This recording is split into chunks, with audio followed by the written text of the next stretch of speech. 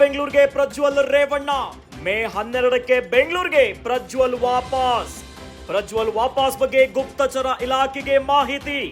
ಹೀಗಾಗಿ high alert ಆಗಿರುವ SIT ಅಧಿಕಾರಿಗಳು. ಪ್ರಜ್ವಲ್ ವಿಮಾನ ನಿಲ್ದಾಣದಲ್ಲೇ ಅರೆಸ್ಟ್ ಫಿಕ್ಸ್.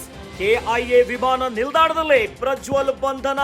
ನೆರೆ ರಾಜ್ಯದ ಏರ್ಪೋರ್ಟ್ಗಳಲ್ಲೂ ಹೈ ಅಲರ್ಟ್. ಪ್ರಜ್ವಲ್ ವಾಪಸ್ ಮಾಹಿತಿ ನೆರೆ ರಾಜ್ಯದ ಪೊಲೀಸರ ನಿಗಾ.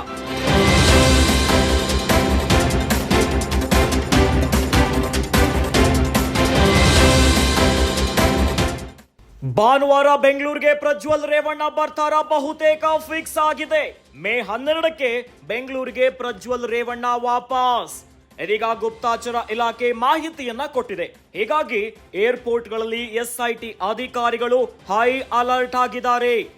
ನೆರೆ ರಾಜ್ಯದ ಏರ್ಪೋರ್ಟ್ಗಳಲ್ಲೂ ಹೈ ಅಲರ್ಟ್ ಆಗಿದ್ದಾರೆ ಅಧಿಕಾರಿಗಳು. ಎಸ್ಐಟಿ ಅಧಿಕಾರಿಗಳು ಪ್ರಜ್ವಲ್ ರೇವಣ್ಣ ಅವರನ್ನ ಅರೆಸ್ಟ್ ಮಾಡೋದು ಬಹುತೇಕ ಫಿಕ್ಸ್ ಆಗಿದೆ.